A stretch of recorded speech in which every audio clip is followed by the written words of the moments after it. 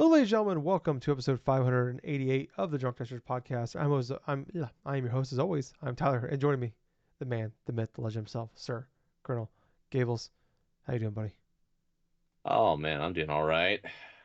Got everything else all organized here, and now I'm feeling ready to go. Yeah. So, in case maybe you missed last week's episode or forgot, Gables and I, maybe it's your first time listening. We did an episode just a little bit ago. We finished that one. That was like a last regular episode of the year. If you want to go back, check that one out. Did a eulogy on E3, talked about Last of Us Online, Spider-Man, Insomniac, and just kind of it was the last regular show of the year. So this is kind of a year in review of 2023 and everything's going on. We're going to talk about we have our PlayStation, Xbox, Nintendo wrap-ups, year in review, whatever you want to call them. Then Gables and I, we started doing this last year. We liked it a lot. We're gonna do it again this year. Um, this we're gonna go through. We have the Game Informer release calendar for video games this year, and we're gonna scroll through it together, and we're gonna go through, and we're gonna check it out. So Gables here, I'm gonna do a little share screen for you here. They can't see it yet though, but you can. But we'll get into it a little bit later. But yeah, Okay. if you guys like all this, please check us out. We do this episode, we do the show every week. Gibbs and I do, and we talk about video games and everything we love about them. Please, the description down below. There's links to our Twitter, Facebook, Apple, Spotify, wherever podcast service you listen to. Though, just search for us, Drunk Nerds, Drunk Dash Nerds. You'll find us. Leave 5-star reviews, thumbs up, shares, follow, subscribes on YouTube. Same thing. If you're watching on YouTube, you can actually follow along. We're gonna do a share screen here with everybody, so you can actually follow along with the calendar as we scroll through. And we're just gonna stop and talk about stuff as it comes up. But yeah, if you go there, please same thing, follow or subscribe. Hit the bell so you know when you get notified when we post a show.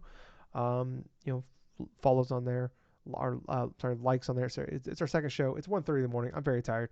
Uh, but yeah, so give us some thumbs up, please. Leave some comments. Share with your friends. More people can do stuff like that. It really helps out. We're getting very close to getting to the point where YouTube would have to pay us a little bit of ad revenue for doing this podcast. So if you guys can help us get us over that edge, we would really appreciate it if you did that for us. But Gables, without further ado, Yes, should we get into some of our year reviews here? sure. All right, which one should we start with? Okay, why don't we start with the Xbox one? Okay, all right. Do you want to go first, buddy? Or you want me to go first?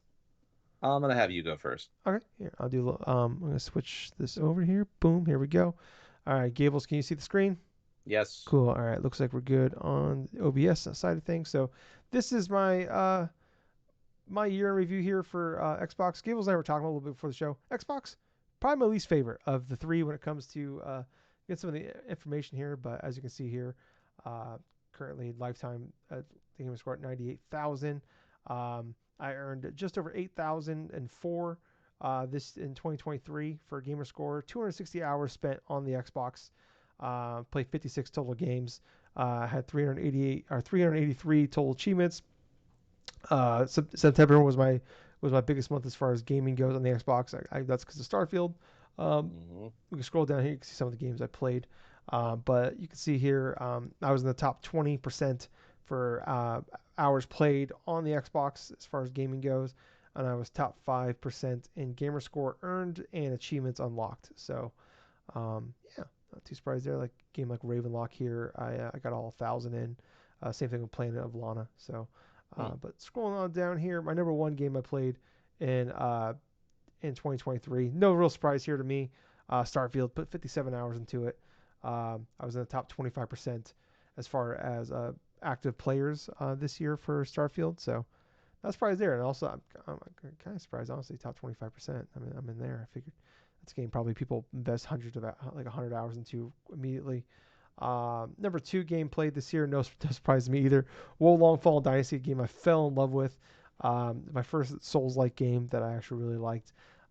Put 36 hours. That was the main game. I put in like 6 hours into the demo because I just got really into just playing the demo. Yeah. And I was in the top 10% of actual active players. I actually got 47 of the 50 main achievements in that game. The only Hmm. three I didn't get was like I missed two collectibles, in the game, and the game doesn't tell you which collectibles you missed. So I really didn't Oh, want to like basically replay the whole game again to figure out where I missed them at. But yeah, I was really close to basically getting the platinum of Xbox, whatever you want to call that. And then number 3 here, Outer Worlds. Put 22 hours into that game. That was a game I played like in June. When my parents' dog Gunner, 5-year-old bulldog, he got cancer earlier this year. Unfortunately, he passed away in late June. But I had a week off of work, and it just kind of happened in that time frame where I had a week off of work, and like literally the week before we found he had cancer. So he was on a bunch of medication, stuff like that. So I brought my Xbox Series S over to my parents' house every day, and this was just kind of my comfort game I played while taking care of him, like in between, like because he basically needed constant, like basically when he wasn't sleeping, we had to like take care of him 24/7. So yeah, I played that this year, and still somehow in the only in the top 10%. So a lot of people apparently played Outer Worlds this year. So I don't know, maybe like Outer Worlds 2 got announced last year or something. But yeah, so that is what that's my Xbox year in review. Gables, what's yours? yes. Okie dokie. So where to start here? Hmm.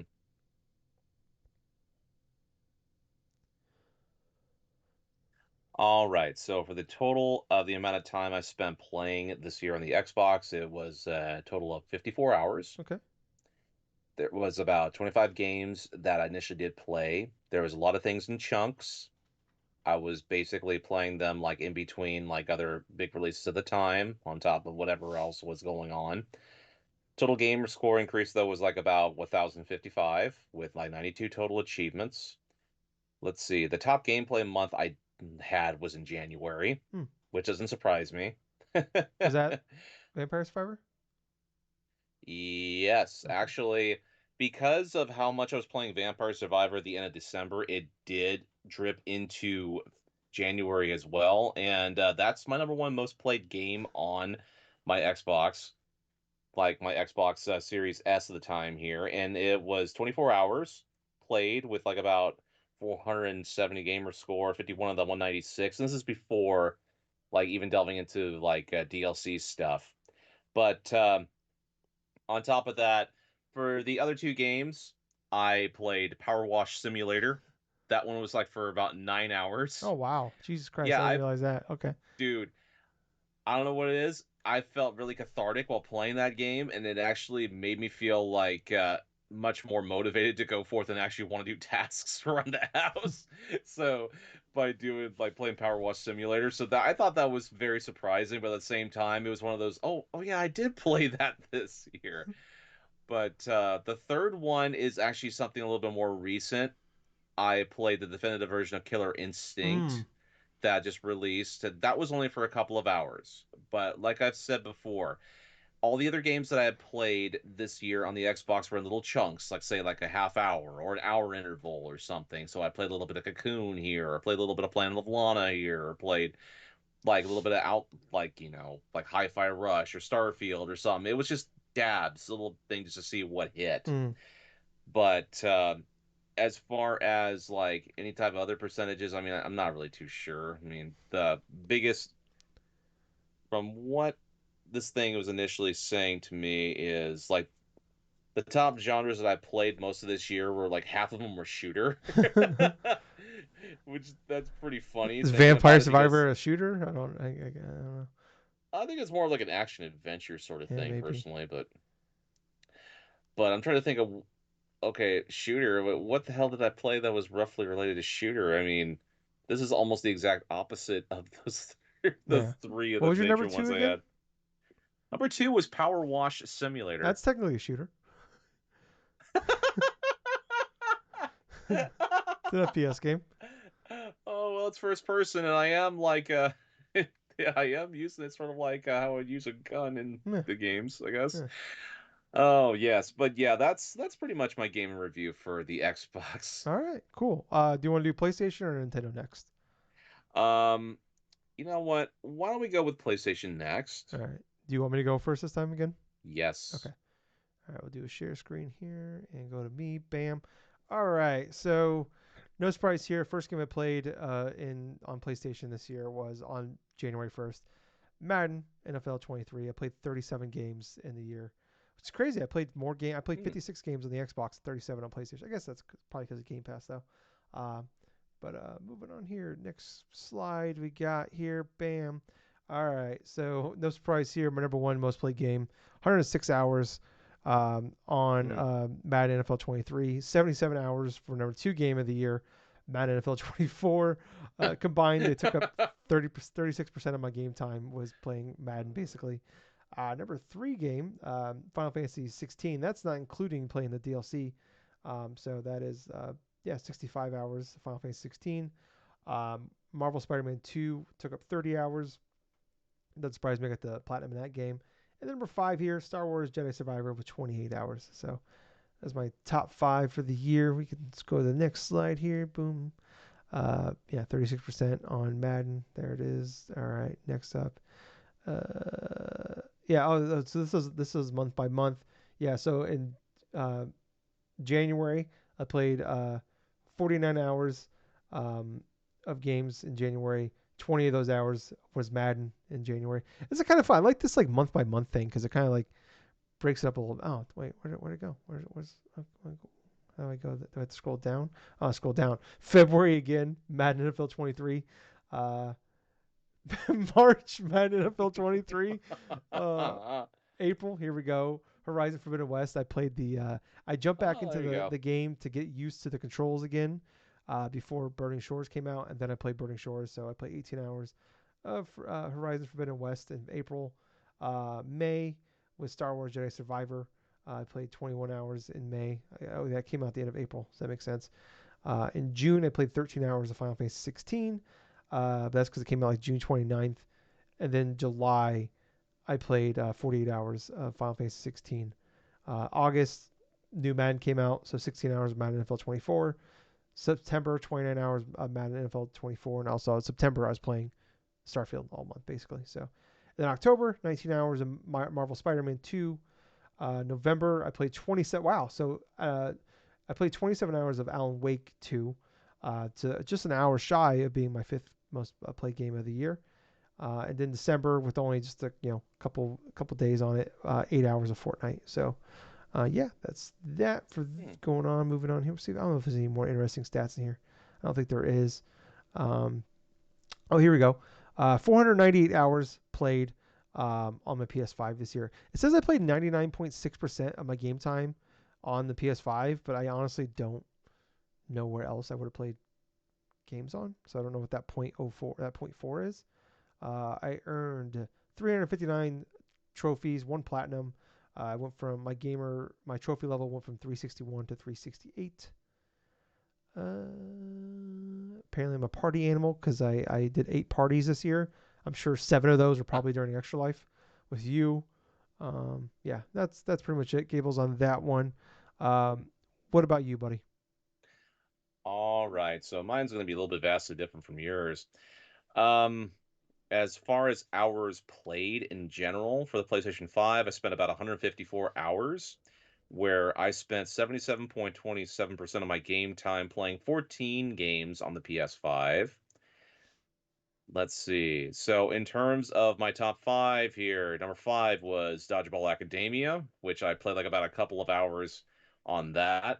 Number four was a game I actually did play quite a bit. I think I actually played like about 4 or 5 hours of, and that was Mortal Kombat X, because I was playing through that initial story mode because I had a hankering to play some Mortal Kombat X because Maximilian Dude and stuff Hmm. with his hype stuff before Mortal Kombat 1. Number three, Number three on this list is Destiny 2, but I only spent about 16 hours the entire year playing Destiny 2 because of the Lightfall expansion, and it did not hit at all. Yeah, Because if that thing had hit, this would have been the number one. This probably would have been my number one thing played. yeah, yeah.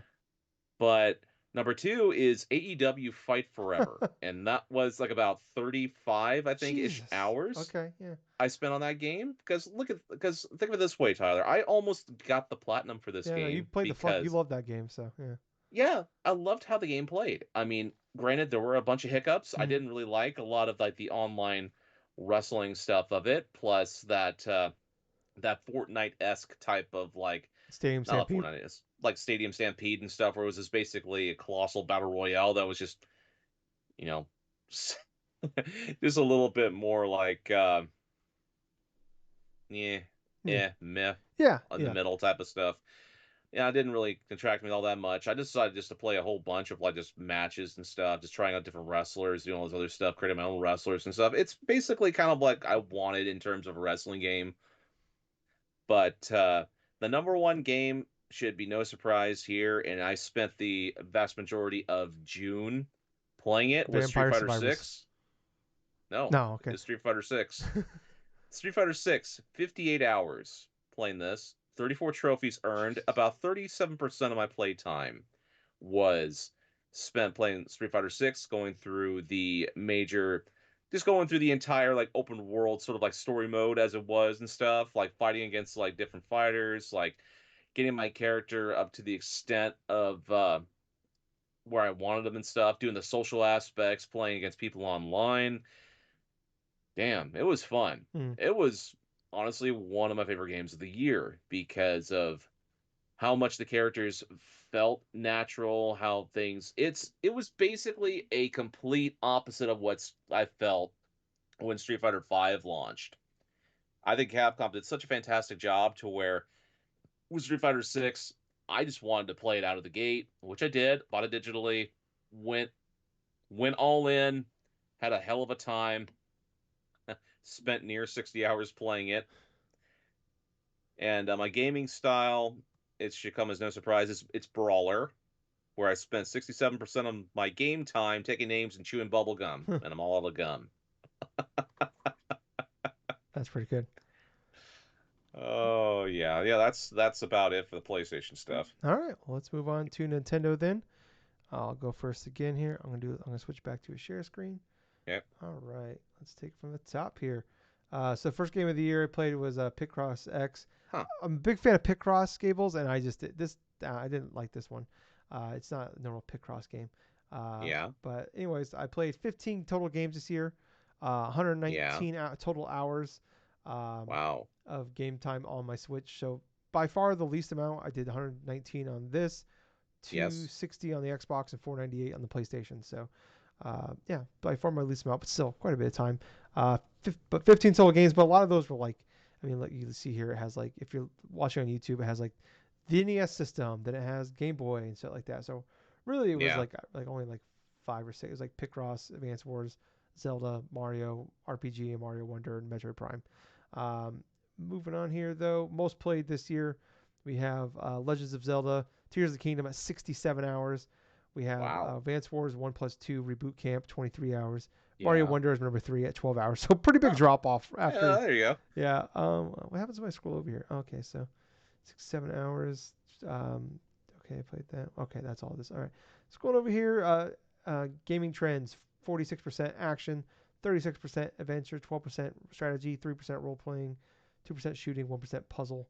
Um, Most played month was May. No surprise there with Zelda came out in May. Mm. I do like this here. It has a breakdown of my months. And you can see like multiple months where I just didn't play. So February I had 5 hours. So I didn't have January at all. April I had 25. That's because Advance Wars. May I had 54 hours because I was playing Zelda. And then I was playing Zelda still in June. So 14 hours there. Then I didn't have anything until October with 4 hours. I don't know what I played there. I think I played I played Mario Wonder, and then November I played more Mario Wonder in November with 13 hours. Um, yeah, so yeah, I played like 4 hours of Metroid Prime remastered. Um, yeah, I think is that pretty much it. Yeah, so yeah, yeah, that's pretty much it for that one, Gables. What about Okay. you, buddy? Okay. So as far as games that I've played this year on the Nintendo Switch, I'm gonna see if I can categorize them through like what I've played here in terms of hours. So at 45 hours, Vampire Survivors. I would have see it would have been funny if you had Vampire Survivors on PlayStation as well, and like it was just your most played game on all 3 consoles. Actually, that would have been pretty funny, Yeah, I but guess it's not on PlayStation, so you can't do it. Never mind. yeah, got 45 hours of Vampire Survivors, 35 hours of Metroid Prime Remastered, So that was that one right there. And the next one I have like around 28 hours of Legend of Zelda Tears of the Kingdom. Not nearly enough. Yeah, well, that's exactly how much I got going right here. So Then the next one, let's see. F-Zero 99, which is like about over 25 hours. Jesus Christ. But the next ones after that, though, it's like a tie here between like Super Mario RPG, Super Mario Wonder, and actually the Pokemon Scarlet expansion here with like 15 hours Hmm. apiece. Wow. But other than that, though, I mean, I just have little odds and end like hours here and there. But the Mario Kart 8 Deluxe is the last one. The Mario Kart 8 Deluxe, like BP, was like about 5 hours I took playing that because I played through the entirety of the different Oh yeah. tracks. Yeah. You waited till it all came out. That's right. Yeah. I waited until it all came out until I actually played it, and I didn't keep in terms of like gameplay hours based upon the other little apps and stuff through like the NES, Super Nintendo, Genesis, 64, that type of stuff. Yeah. I just wanted to see just the games that like released on the Switch this year, which Vampire Survivors did technically release this year on the Switch, so I'm just having it on there. Yeah. But 187 hours. That's how much I spent in terms of time like playing all the different games that released in 2023 on the Switch. And for the most played month, I would think that the most played was, if I had to give it a sum right here, it has to be like the month of November because I got a lot of like Vampire Survivor stuff gone through and like just played in that number Plus Mario in that short RPG and amount. Wonder.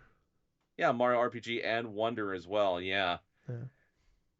I think the Oh, Mario Kart 8 DLC came out in November as well. So yeah, so plus F November Zero. was definitely a So big enough like month and stuff. Yeah. yeah. So I just did the math real fast. So according to, um, if you combine the three consoles for me, time wise, I played 877 hours of games game time this year. That is Hmm. just over 36 and a half days. So Oh my God. playing games. So if I add what I did with Nintendo here with like the 54 hours of the Xbox, now I gotta go check the PlayStation thing here on top of that. Hmm. Okay, so add the 154 right here. So that means for me it's like 395 hours. Okay. All right. That's 395 divided by 24. About 16 and a half days. So Yeah, I got so I had 20 more days of gameplay yeah, this year. Jesus Christ. Uh, but it's funny though is like I mean like man I play a lot of games and then like I like other friends of ours that have like their parents like they have kids they have full-time jobs and uh-huh, like our other friends like they're around our age that I see yeah. posting their times and like they're just like just lapping me in game time. I'm like man I I like don't get it. I was like how I'm like I don't like one friend of ours had like 1700 hours on PS5. I was like I don't even know how you do that. Uh, I don't know if they have the other consoles. I should say, but like I was like, "Ah, fuck, man, like, or like one of our friends, Josh. He's a dad, has a wife and a kid, and full time Yeah. job, and he had more time. He had more time playing games this year than I did. But I got the only difference is I guess is like, I play way more games than these people. Like they play like maybe half dozen to a dozen maybe, and like I'm playing.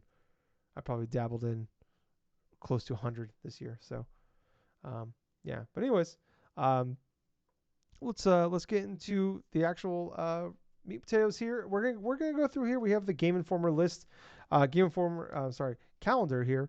We're gonna go through one by one. We're gonna go through the months, and if we see something here we want to stop and talk about, Gables, we'll get into it. I think it's always kind of fun to do this Yeah. because like sometimes we like we forget about a lot of shit that happens throughout the year, and it's Yes. crazy because like in a lot of ways like it's like you forget the games that came out, but it's just this year's flown by, but also so it's like some shit feels like it wasn't that long ago, but also some shit feels like it's a decade ago.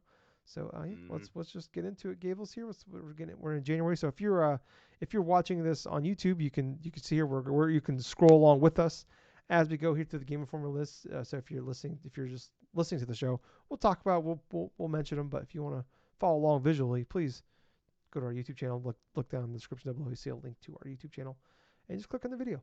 But Gables, scrolling through Yes. here, I don't. Let me know if there's something sticking out to you here.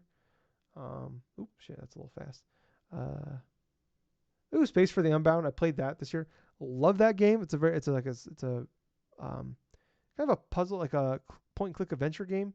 I love the Yeah. story. I love all of the characters. I just not a point and click adventure guy, but I thought that game was beautiful, and a lot of people are like raving about that potentially being like an indie game of the year or one of their games of the year. It's just Oh, man, wow. I played like 6 hours of it, and I was like, I'm really loving the story, but I just am not enjoying playing this game. So, um, we got like Persona 4, Shin Megami Tensei, Persona 3, Fire Emblem Engage.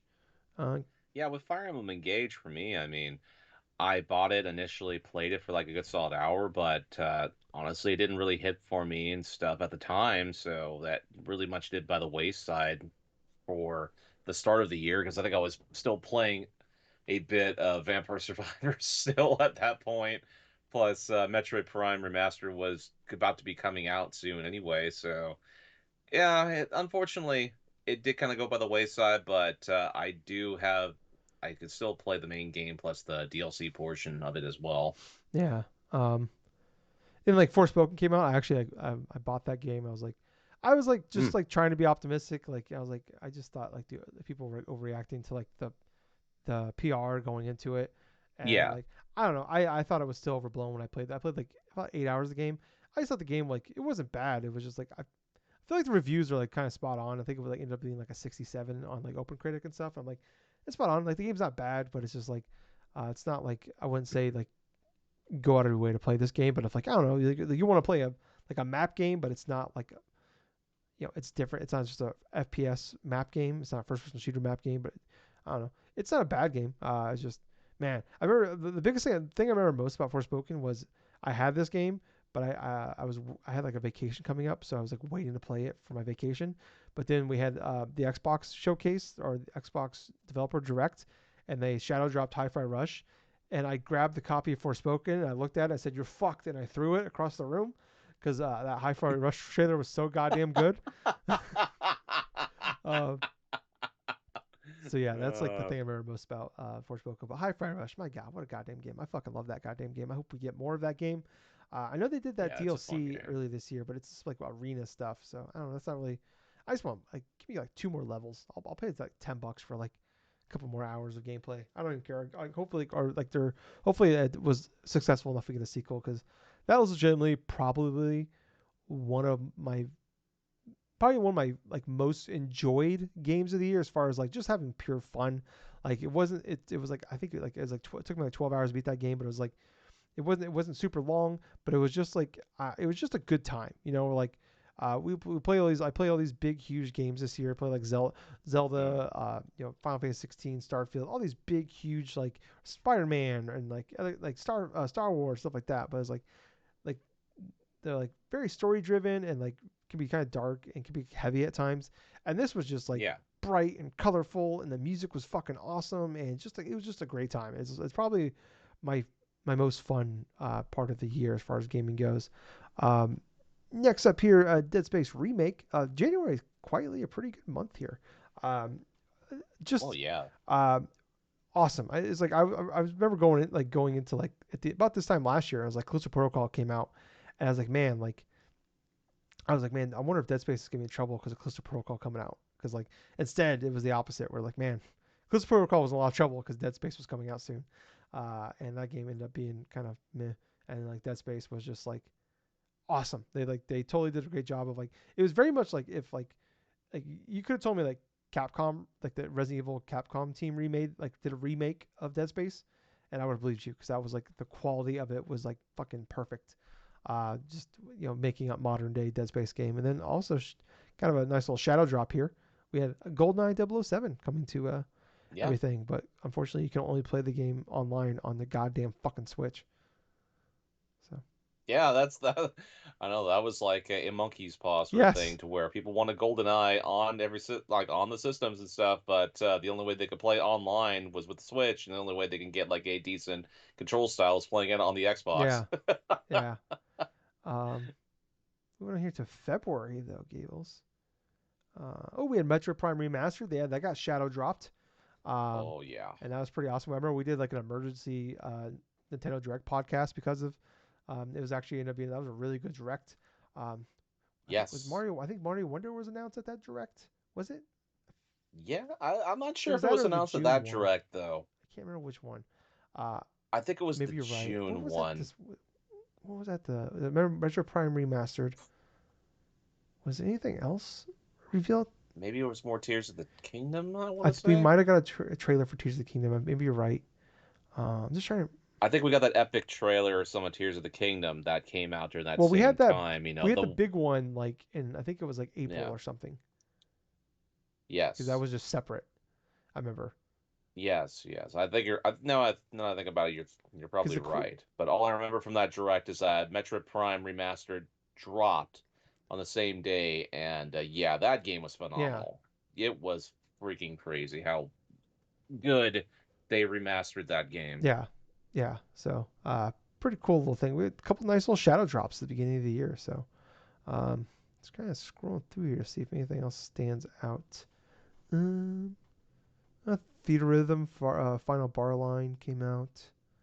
Yeah, you know what? That game wasn't too bad. I mean, the only reason why I didn't get the main game of it is because everything else decided to drop, and so that kind of left a it kind of left me at a space to where, hey, do I actually want to try these games out here, or could I just put this to the wayside? And I kind of put like Theater Rhythm by the wayside, but it's still a fun game. I mean, I tried the demo a couple different platforms. It's fairly fun, but yeah, it just got lost in the shuffle for me this Yeah. year. I remember like so Wild Hearts came out in mid-February as well, and I remember like, Yep. like I've always like liked the idea of getting into like the Monster Hunter games, but I always thought they were kind of like obtuse, like just the way they controlled the way things worked and like the online shit. And then like Wild Hearts, Right. like God, I can't remember who made it. Was that wasn't was it Team? That wasn't Team Ninja, was it? I can't remember who it was. But anyways, I thought it was Koei maybe yeah, Tecmo, I but think you're right. I think it was maybe. Koei Tecmo. But like I remember like being really excited. I'm like, oh, this just seems like with like modern controls and like it was an EA original game and like so you could play because if you had Game Pass Ultimate, you have EA Play, so you're able to play like the first Yeah. like basically you could play the first 10 hours, but you could play like the first like area of the game. It was like 5 hours. I played that whole section. I remember enjoying it, but I was just like, I had like a lot of fun with it. I wasn't loving it, but I was enjoying it. And I was like, oh, I might actually like pick up the game here when it comes out. And then like the reviews came out, and like a lot of people were talking about this game's like it was like 60 to 80 hours long. I'm like, never mind. Like I enjoyed the game. I enjoyed the 5 hours I played of the game. It's on Game Pass now. So if you want, I'm not gonna jump back into it, but like, uh, yeah, like I thought that game was actually really good. Just but not a game that like for me, I'm gonna want to spend 60 hours. And if you would told me it was like a 20-hour game, I'm like, hell yeah, I'll buy it. Would have definitely would have bought it, but like yeah, that's no 68 hours. No, no, thank you. Hard pass. Um, Next up here, Atomic Heart. That's another Game Pass day one game.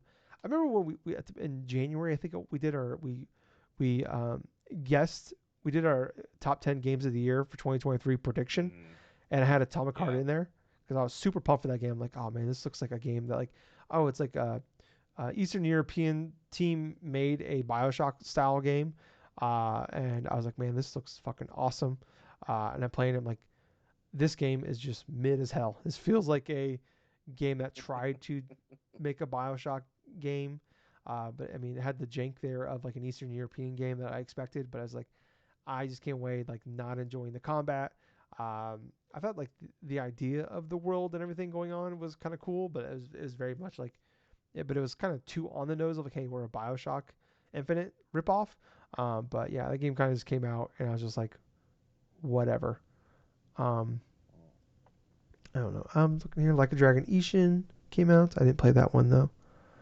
I played a little bit of that one. That one wasn't too bad either. I mean, I really love the setup of the start of the story, but much like Theater Rhythm and stuff, that one kind of went by the wayside as this was like one of the few games that I just played little chunks of on Game Yeah, Pass. yeah. Um, oh yeah, remember February 22nd, Gables the PSVR 2 came out.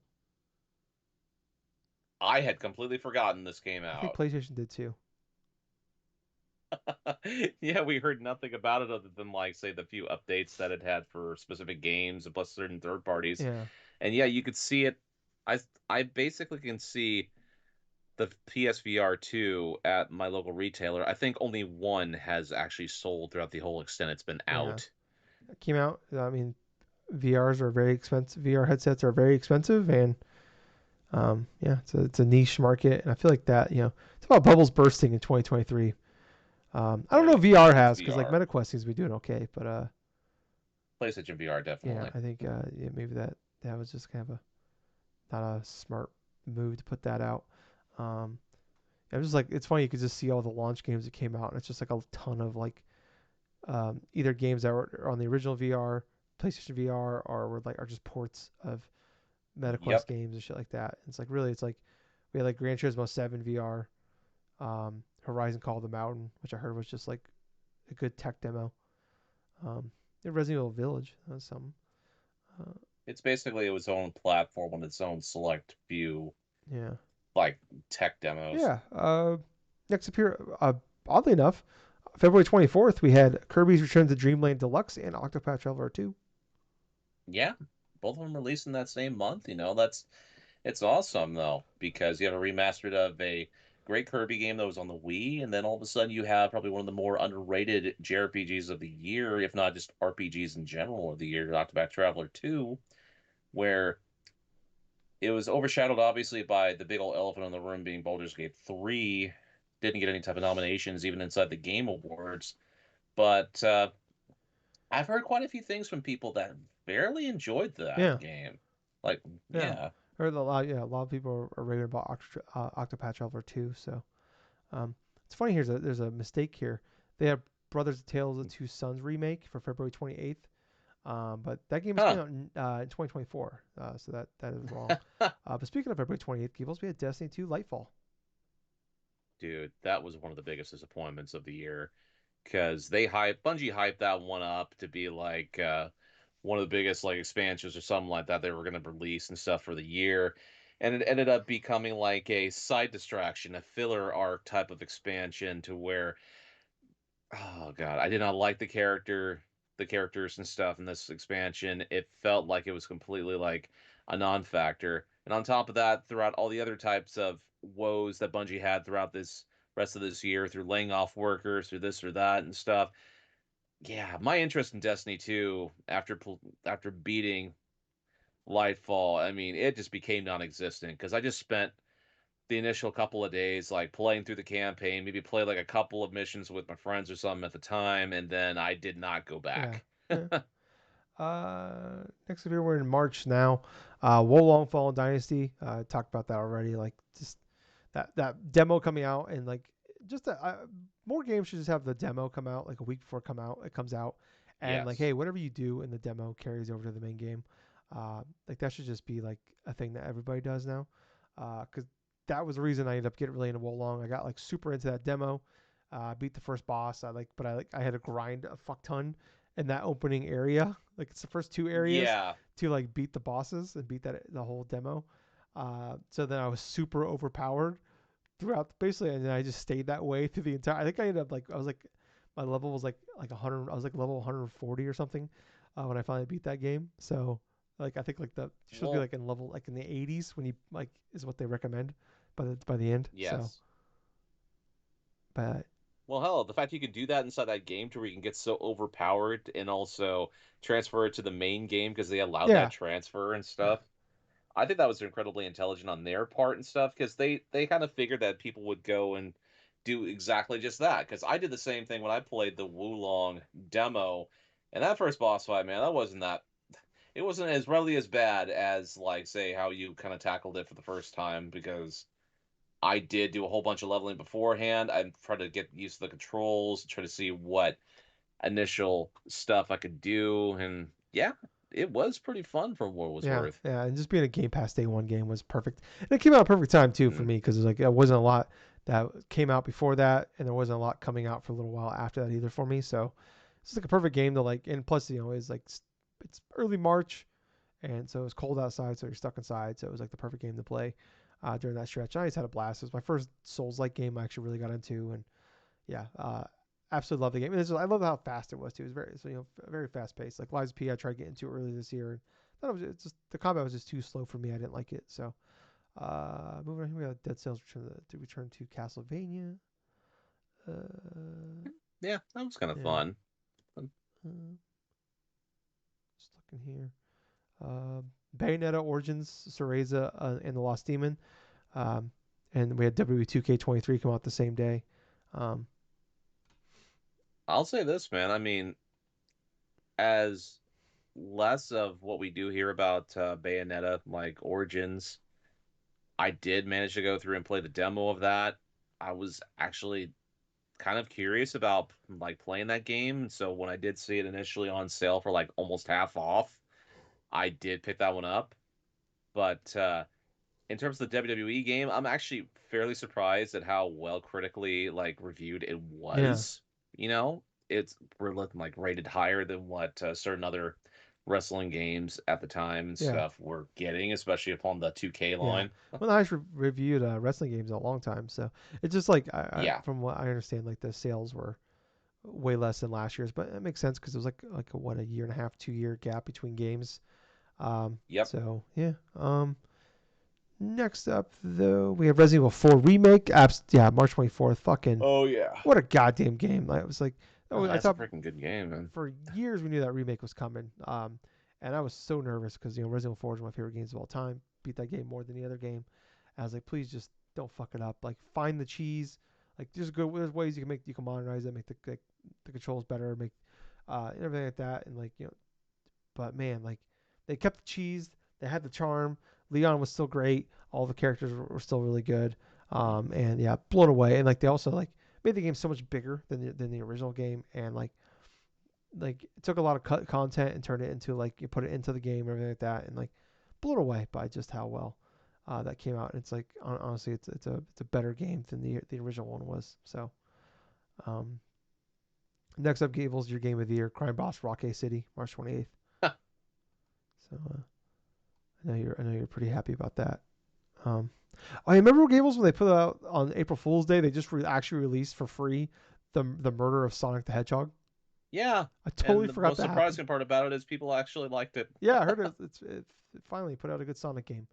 It was a joke game of all things. Fucking hilarious that happened. Um, Yeah. looking here, oh, Minecraft Legends came out in April. Heard that was pretty good. People were pretty happy about that one. But it kind of feels like it just came and went. Final Fantasy Pixel remasters came out as well in April. Yeah. Um, Yeah, I'm exactly. I remember this coming out and I remember people being kind of like kind of curious about the getting the games and stuff, seeing it was going to come out like on Switch and on PS4 and stuff, but people were more shocked about the initial cost of the physical version because it was like about 75 to about 80 something dollars or yeah, something. yeah, yeah, yeah. If you wanted to buy them separately, it was like more expensive. So, But then um, again, you were getting a good package too, because you're basically getting the Final Fantasy 1 through 6, and yeah, those are some meaty games. yeah. I remember like they just kept selling out like immediately though. So, Hmm. um, next here, Horizon Forbidden West, Burning Shores. I talked about it like when we did the PSN wrap up stuff. Yeah. I absolutely love that. Like it was like I was surprised just how much content was in it. It was like it wasn't like a full game, but like honestly, if you put like a little bit more into it, they could have made it like its own like expand alone, kind of like Miles Morales and like Uncharted Lost Legacy. Is like there's legitimately like I think I put like 10, 12 hours into it, and there's a good chunk of other stuff in there. Like I mean, just a little bit more like story content maybe, and like it could have been its own. Like you could have. I think they charged $20 for it. And, like for a little bit, they put a little bit more into it. That could make it for 50, and like I would have been totally fine with it. But like for how good the story was, and like that final boss fight. Honestly, like just how big and awesome that boss. Like honestly, one of the coolest boss fights in ever in the franchise of that game. And there's a lot of great boss fights in that game. And like a couple of the new enemies that are made for this DLC were fucking awesome. Like I could not believe how much was into like how much they put into that because sometimes I saw in the last episode from last week that we did. It's been a couple hours for us, but like I was shocked by Final Fantasy 16, the DLC for that, and the God of War Valhalla. I was like, oh my god, like how like Echoes of the Fallen DLC was $10. Valhalla Mm. was free. It's like Like you could have charged me way more, and I probably would have been fine with it. And like I'm happy you didn't. Don't get me wrong, but like I was like I remember when I saw the price for $20 for Burning Shores, I was like, oh, and it turned out to be fucking awesome. Um, Mm. Next up here, oh yeah, that same day, April 19th, there was that I remember that Nindies Direct, because like Testrograd 2 and Testrograd Remastered, of Yeah. course Shadow dropped. I remember like really liking Teslograd when I played on the Wii U way back in the day. Like that game was like a really great puzzle platformer, but it's so fucking hard.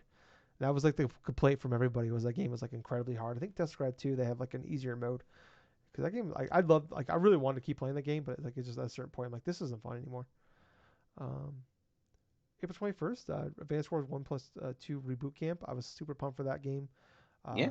I beat the first one. I could not put it down, but kind of burned myself out on it. I put like 25. I beat that game. It was like 25 hours long, and I just never went back to 2 though. But I really like that. It definitely was pretty fun for what I had a chance to play of it too. I mean, yeah, man, just going back to the classic style of Advance Wars, and then just like visiting the old like SEOs and stuff, and doing a bunch of different rounds and stuff against the enemy armies and stuff. I mean, that was fun. That was fun little like that was a fun little play and stuff. Yeah. Dead Island 2 came out April 21st as well. I mean, I think that has to go down as the surprise of the year. We didn't play that game, but like Yes. I think going through multiple different developers and publishers being canceled and like that game like just coming out and like we all thought that game was gonna be shit. It came out and it was like I think it was like a mid to high 70s, which Yeah. like really I mean for expectation wise that's incredible and that game like sold multiple millions of copies. So like I I I'm that game like yeah like I hats off to everybody involved for actually Yeah. just that game coming out and actually being really good. So that's and in fact it sold really well too for for Dead Island 2. That's awesome. So um, go through the last case of Benedict Fox. I was remember that was a Game Pass Day One game. I was so pumped for that game. It looked like that was like a definitely a my shit indie game. And that game came out, and I didn't even bother playing. I just heard it was bad. It's like, God damn it! I'm so pumped for that game. Well, that's the thing, though. I did go through and try playing it and stuff, and I was bored after about the first initial hour Yeah, because there were some aspects of the gameplay that was kind of wonky, but some of the level design stuff I really wasn't too much of a fan for, so I just deleted it. yeah, yeah. I didn't even bother booting it up after I read everything about it. So, next up here, Star Wars Jedi Survivor, April 28th. I was blown away by that game. I know the game came out. A lot of people had bug issues, and I was one of the lucky ones where I had some weird technical hiccups, but I didn't have like any major issues. But I ended up like like I came away pretty lukewarm on the first on was that Fallen Order? It was not Fallen Order? Is that right? Yeah. Yeah, that's right. And like I was like I replayed it. I replayed that game earlier this year. Plus, when that game, the first one came out at launch, it was like I had a lot of issues with bugs in that game, so I really soured my time with it. I went back and I played it again uh, earlier this year, and it came away. I was like, that's a pretty good game, and like it's definitely like this felt like that first game was like they were on the right track, but the sequel was like where they like really got everything working together and like found a way to build upon that and like man, I thought that story was awesome. It's the first time I like in a very long time where like I actually like something Star Wars. I don't know, like since like Rogue One, is the first time I've really liked something from Star Wars, and like man, I was blown away by it. Like I really like Cal Kestis. I like all the characters in the game. Like I love that story. And man, I fucking that game was the gameplay was awesome. I love that game. Incredible game. Man, kind of want to go back and replay that game. Um, but let's move on to May here. Gables, remember Redfall? How could I not remember Redfall God. after that disastrous launch? And Yeah. oh man, it definitely will go down as one of the biggest disappointments of the year. Yeah, unfortunately. I remember I wasn't like excited for that game, but I was looking forward to it. Like I thought like, oh man, it's a Arcane. I know it's Arcane Austin. It's not the main Arcane game, Arcane studio. But I'm like, I figured out worse this game was gonna be like a 8 out of 10. Like, Right. in fact, it was like one of the worst reviewed like AAA games of the year. It's pretty stunning. Took a major L on our open critic league, our fantasy critic league this year for that one. I think I lost like I think it was like a 55 or something on that. So I lost like 15 points or something. But yeah, man, what a bummer. So bad that Phil Spencer had to go on the X Cast and apologize for like an hour and a half. Uh, Ravenlock was really another Game Pass Day One game. Just a really great like Alice in Wonderland style like kind of story and like just a fun like I got all 1,000 achievement points in that game and like I 100%ed it in like 3 hours. I'm like just a perfect. It's a perfect game that came out at the perfect time for me. Nice little like kind of a palate cleanser, coming from like Star Wars going into one of the biggest games of the year, one of the greatest games of all time, Zelda: Tears of the Kingdom. Mm. I don't know what else. Yes, I don't absolutely. know what else to say, Gables. It's like we'll talk about. It's like I imagine we're both gonna be talking about it next week, when we do our game of the year, or maybe in 2 weeks if it's in the top five. Who knows? But man, what a fucking goddamn game that was. I mean, to actually like be a sequel to one of the greatest games of all time, and to borderline make the Breath of the Wild irrelevant because of like I don't know if I'd ever want to go back and play Breath of the Wild after Tears of the Kingdom. I don't know if I could go back to play Breath of the Wild because of Tears of the Kingdom. It's so much better than the first game. So Dude, there's so many good elements inside of Tears of the Kingdom that makes it, like you said, incredibly hard to even attempt to go back to Breath of the Wild because the new mechanics make traversing everything so much better. You're not spent a lot of the times like just climbing upon things. You can just use like ultra hand stuff to go forth and maybe zip up to a cliff or like create something to try to fly to different places or like concoct different things or defeat enemies a certain way, by just doing a bunch of crazy stuff. You can go and like glue all of the other shit together and create yourself like a plane or create yourself a thing that'll get you to the next objective. Just the amount of things you can do and that they allow the player to do inside that game while doing things in the main quest stuff. It's incredible. yeah, I put like I think it was like 45 hours in before I even touched the main story. So Mm. yeah, brilliant game. Planet of Lana, May 23rd. Absolutely love that game. It's someone that loves like limbo style games and just misses like those play dead games. And it's nice to have like. Really love the game. I got all 1,000 points in that game too. Perfect, like another like nice little palate cleanser there. Kind of playing that in between some other major games coming out. Oh yeah, Gables, remember Lord of the Rings Gollum? Jesus Christ, what a we Oh, go from Tears of the Kingdom to Gollum and Redfall in May. oh my God, Jesus dude. Christ. Yeah, that's that trend where we had at one point a gradual decline on some of the various quality of AAA games to where you had Redfall that performed terribly, and then Gollum is literally was touted one of the worst game releases of the generation. Yeah, yeah, that was the first game announced for PS5 and Xbox Series S and X, Gollum, and Yes. it's one of the worst games of all time. Uh, Going into June here, we had a nice little stretch here. We had Street Fighter 6 and Diablo 4 come out the same goddamn week. Yeah. Yeah. And I think I made the better choice in investing in Street Fighter 6. I don't know, Gales. I'm looking at uh MotoGP 23. Um, yeah, Crime Boss Rocket City came to consoles in June. That's pretty cool. Nothing. Okay.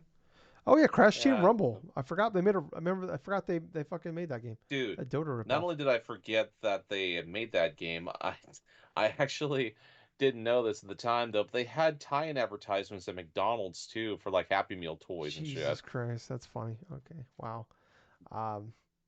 Oh yeah, fucking Rogue Legacy 2 came out. One of like a sequel to like one of the Yeah, biggest indie games of all time, and like no one. It's just like no one talks about it. Like it's like a great game that just nobody talked about. exactly.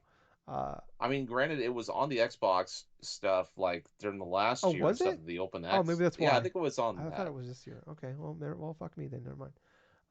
Pikmin 1 and 2 got we had that June. They got shadow dropped during Yeah, the June Nintendo Direct, so that came out. Doctor Fetus: The Mean Meat Machine came out. That's the sequel to Meat Boy. That's pretty cool.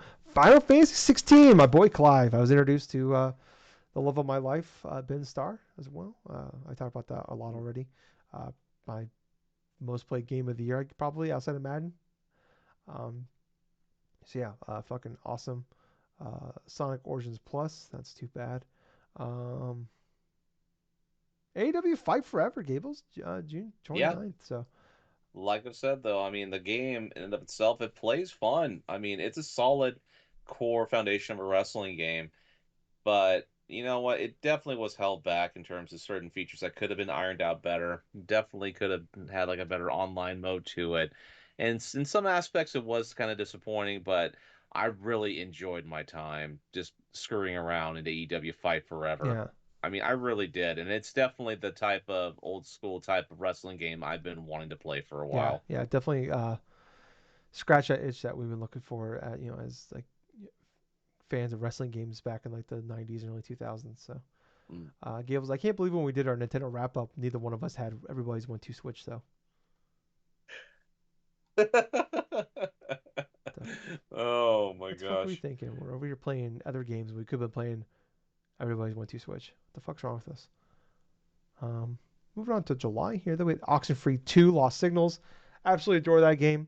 I am a huge fan. I was like, I played that game. I played the first one when it first came out, like at launch, and I was like, I've been like championing that game ever since. So I was glad that as time went on, like more and more people played it, and it definitely kind of grew more and more there. But it's like I'm definitely like one of those people where it's like when it's like you're a fan of a band at the beginning and then like they get popular and there's always that person who's like, "Ooh, I liked them when they were nobodies." Like I'm definitely the Oxenfree fan of that.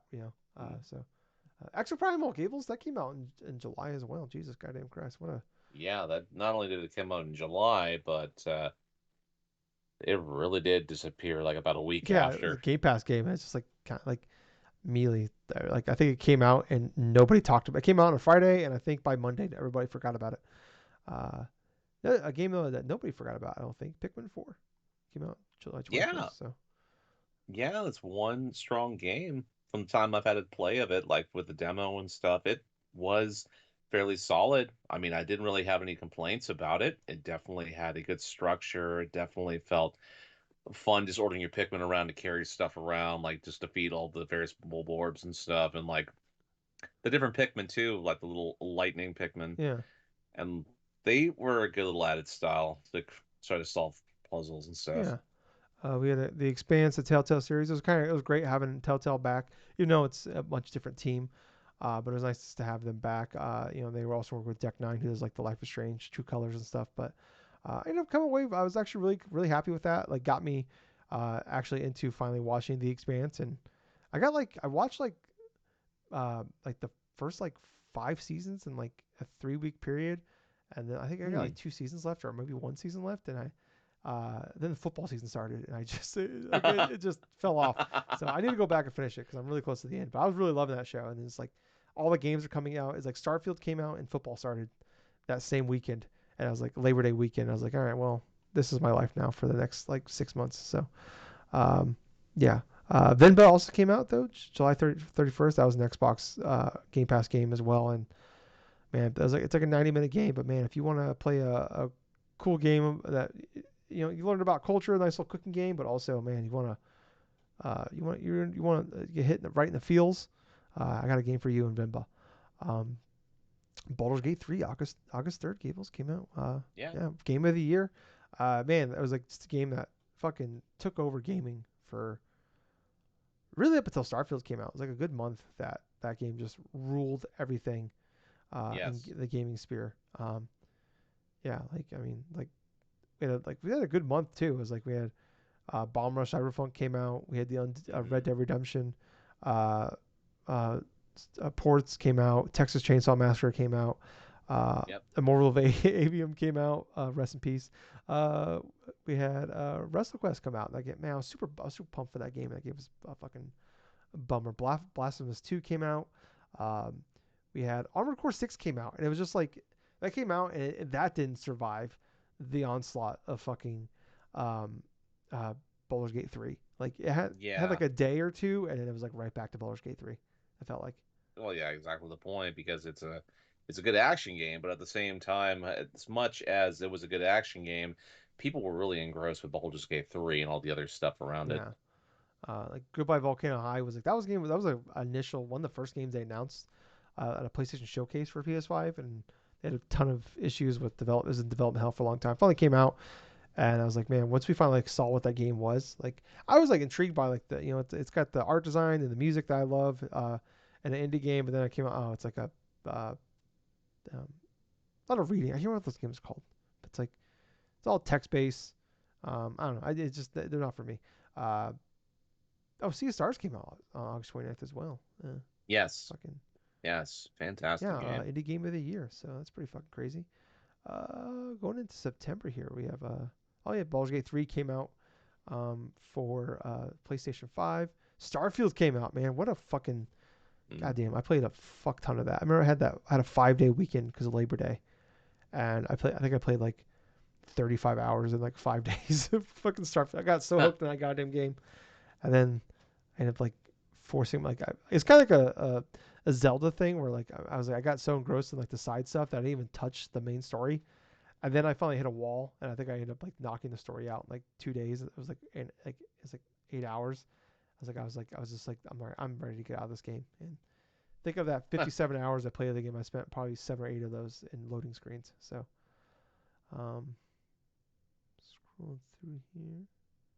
Oh, Gunbrella came out. Man, what? I can't believe Gunbrella came out this year. I know. Not only did it come out, it got fairly favorable Yeah, reviews and stuff, and it just came and went. yeah. I don't know. A game like I mean, like some of these indie games should just not come out in like the fall. Like you gotta find a time. Like I mean, I guess Sea of Stars came out at the end of August, but I mean, I don't know. I guess that also helped that being it was a Game Pass game too. But Jesus Christ, oh, F-Zero 99 Gables that came out. We had another shadow drop. We had three major shadow drops from each direct had a major shadow drop in it. So Exactly, and a lot of them were instantly playable from the get-go. yeah, yeah. Um, Liza P came out. Mortal Kombat 1. Man, what a fucking disappointment that goddamn game was to me. I was so excited for that fucking game. It's a fucking dumbass story. And then the story took you out Yeah. of it. Um, Sonic Frontiers had DLC. That's sad. Cocoon came out. Man, another game came out December 29th. Came out in the fall. Like it's definitely got more of its flowers, but man, like I feel like if that game would have came out in like a slower time period, I don't know when a slow time period 2023 would have been. Um, I don't know, maybe like July sometime or something. But man, that game could have been so much bigger. Like I fucking love that game. And speaking of like talk about like Planet of Lana, kind of scratch that itch I was looking for from a Playdead team. This is like a former Playdead people that made like Limbo and Inside, and like man, I had a goddamn some of the best fucking puzzles I've ever played in a goddamn puzzle game. Uh, Broke my goddamn mind. Um, Going into October here, Assassin's Creed Mirage came out. Man, I think I'm at a point, Gables, where I just realized I'm just kind of done with Ubisoft games. If like this doesn't do it for me, I don't know what will anymore. Like this is exactly what I Man, wanted, and I was just like, man, I don't blame you. I mean, Ubisoft creates their specific open world games and stuff, and you're either a fan of them or you just get so annoyed by them that you don't want to touch them yeah. But again. this is like this is back to the basics, smaller Assassin's Creed game. Like this is the thing I've been begging for years, and they finally gave it to me. I was just like, maybe I just don't care anymore. Like, kind of burned me out on this. Detective Pikachu Returns came out October 6th, Gables. Man, has there ever been like a more forgettable, just like Nintendo game? Especially a Pokemon game? I can think of one. Maybe not so much as like a Pokemon game though, but 1-2 Switch is definitely the most forgettable. Yeah, but that game was just bad. Yeah, Yeah, I don't know. Um, but like, I don't know. I mean, but at least like 1-2 Switch had its moments though. But that was because like there was like four games to play on the Switch for a long time. So yes. it's like when you were tired of talking about Breath of the Wild, you want to keep talking about the Switch. You talk about 1-2 Switch. So Hmm. man, maybe the most forgettable like first party Nintendo game on the Switch though. Um, Yes. Post launch. Lords of the Fallen came out this year. Jesus goddamn Christ. Man. I'm just kind of, it's just funny looking at this. Like Jesus, man. It's like so many games. Like there's so many games. Like I knew there's a lot of games came out, but it's like I keep forgetting like how many games came out. Sonic Superstars came out October 17th. Um, 3 days before fucking Spider-Man 2 and Mario Wonder came out in the same goddamn day. Wow. Jesus, man. What a fucking goddamn stretch this was here. Just big games. Oh no. Good Yeah, stretch. fantastic stretch. And then right after that, we had Metal Gear Solid Collection. What a slap in the fucking face that was. I'm gonna. I bought it still, and I'm gonna play the games. But uh, yeah, what could have been? What could have fucking been? Um, Alan Wake 2, man, legitimately one of the best games of the year. One of the one of my favorite moments in gaming this year with the Wii Sing stuff from that people saw at um, the Game Awards. But going into November here. Oh yeah, RoboCop came out this year. I played it like 3 weeks ago. Yes. Totally forgot about it, man. That was a fucking awesome game. One of the best. My favorite my best 7 of the year by far. Just a fucking absolute blast. Just could have been a little bit shorter. That's my only complaint about it. Star Ocean, the second story R came out same exact day. WarioWare Move It, also another just another forgettable fucking Nintendo game actually. Came out that year. Yeah. Wow. I think I saw a lot of people were just kind of disappointed in that game. It's because it's just I don't know. I think people are just over the motion stuff and yeah. Um, like a Dragon Gaiden, the main race's name. Saw the English dub just came out, so I might actually check that out now. I was waiting for that to come out. Persona 5 Tactica. Did you play that game, Gables? No, I didn't even have a chance to play that. That one was on the back burner, so I didn't even have a Yeah, chance to check that yeah, because it's out. on Game Pass. So. Yeah. Mario RPG. Yeah, I just Oh yeah, that was a yeah, fantastic like remaster. That was a fantastic like remaster of the game yeah, itself.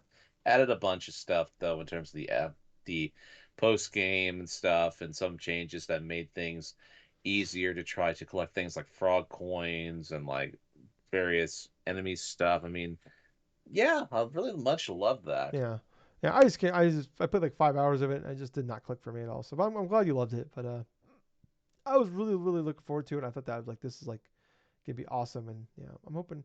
I'm just worried that Gables like maybe I just kind of grew out of those style. Like I'm really worried about playing Thousand Year Door next year. Cause Yeah. I'm worried it's not gonna click for me. Um, Avatar Frontiers of Pandora came out. I heard it's actually not bad. So um, scrolling through here. Oh, Plumbers Don't Wear Ties came out, Gables, for fucking all the consoles. Oh my god. I actually forgot about I that. didn't even know that. Oh my fucking god. Okay. Um I think that's it, Gables. Yeah. But I mean, Yeah. my god, what about goddamn year for gaming? So yeah. I mean, easily we kind of scrolled through it quickly in like, like 40 minutes, but it's like I feel like there's like 20 fucking games though in that fucking list that like I was like, oh my god, like this is actually a really good game that just kind of came out and nobody's talking about it. Even like there's some like 7 out of 10s that like most years like we would like bring it up like of like honorable mentions, but there's so many like really like for like great games that like would have been Yes. like some of these like some 8 out of 10s that would have been like bottom of top 10 people's like list that just are going to be completely like everything took a step down this year as far as like the tiers go for games, which is unfortunate because there's a lot of great games come out this year that, in the grand scheme of things, like it's kind of when you go back and look at Game Awards and like all the games that got nominated, look at people's like top tens lists, it's like kind of a nice little like snapshot of the year of gaming. And there's gonna be so many great games that come out this year that when we look back in 5 years, are just gonna be forgotten about because they weren't Yep. talked about in the Game of the Year. Uh, they weren't nominated for Game Awards. They didn't win any awards. It's just it's pretty crazy just how uh, crazy this year was. But yeah, I think it's gonna wrap it up for us this week. Thank you Yes. guys so much for watching, listening, whatever. Please like, follow, subscribe. Check us out wherever podcast or service you're on. Leave us a review. Hit the subscribe button. Check us out on Twitter, Facebook, all that. And then Gables and I will be back next week.